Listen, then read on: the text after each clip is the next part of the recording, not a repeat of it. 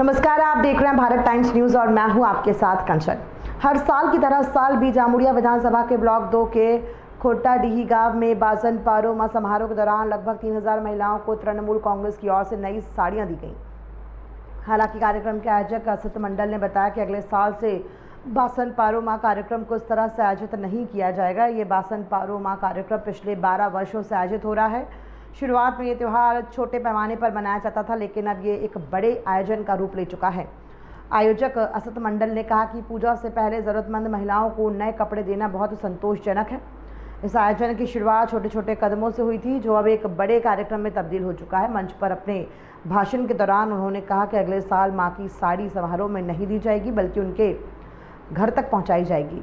उन्होंने कहा कि इस कार्यक्रम के आयोजन में काफ़ी खर्च हो रहा है और अगर इतना बड़ा कार्यक्रम न किया जाए तो वो 1500 और माताओं को साड़ियां प्रदान कर सकेंगे।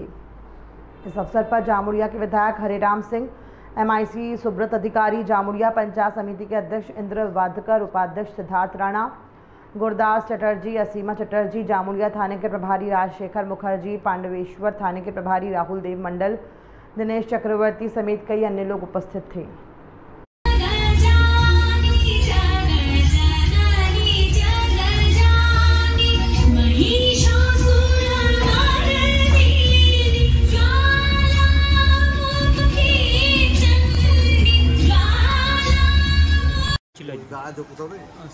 ঠিক আছে বলো।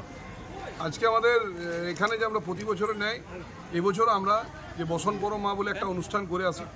আমাদের যারা এই শ্যামলা অঞ্চলে সমস্ত যেগুলো গ্রাম আছে, 8টা গ্রাম আছে, সেই 8টা গ্রামে মায়েদের হাতে আমরা নতুন বস্ত্র তুলে দিই।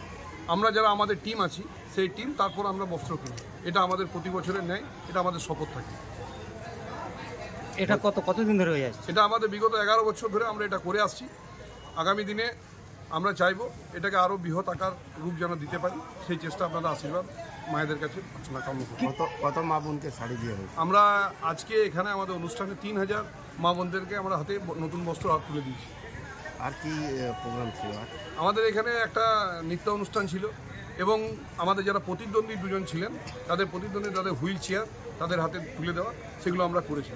আচ্ছা, দাদা মঞ্চ থেকে ঘোষণা করলেন যে এই বছর আপনারা স্টেজ যে প্রোগ্রাম করছেন সেটা আগামী বছর থেকে আপনারা এই অনুষ্ঠান করবেন না, বিষয়টা কেন? অ্যাকচুয়ালি দেখুন, আমাদের অনুষ্ঠানটা আলাদা কথা। আমরা বিভিন্ন অনুষ্ঠান আমরা করে আসি, শুধু এটা নয়, বসন্ত পরমা নয়। বসন্ত পরমা আমাদের সবথেকে বড় অনুষ্ঠান।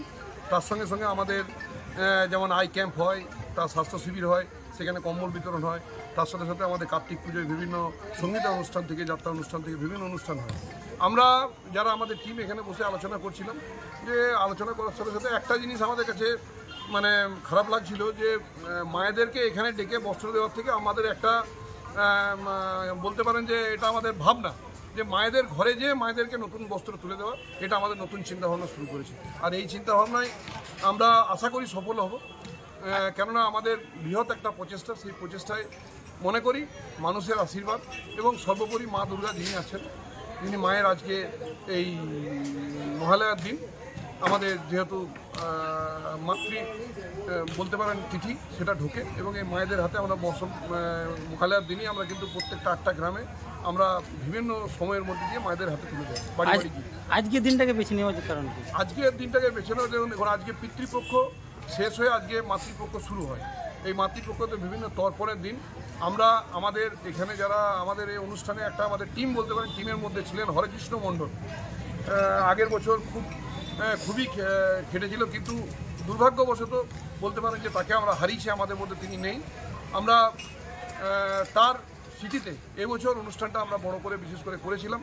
আগামী দিন থেকে আরও সবাইকে মনে করে আমরা বাড়িতে বাড়িতে মায়েদের হাতে বস্ত্র তুলে দেব। কতগুলো শাড়ি বিতরণ? আমাদের আজকে 3000 শাড়ি বিতরণ। আমার পরিচয় আমার পরিচয় অসিত মণ্ডল, আমি শ্যামলা গ্রাম পঞ্চায়েতের প্রধান।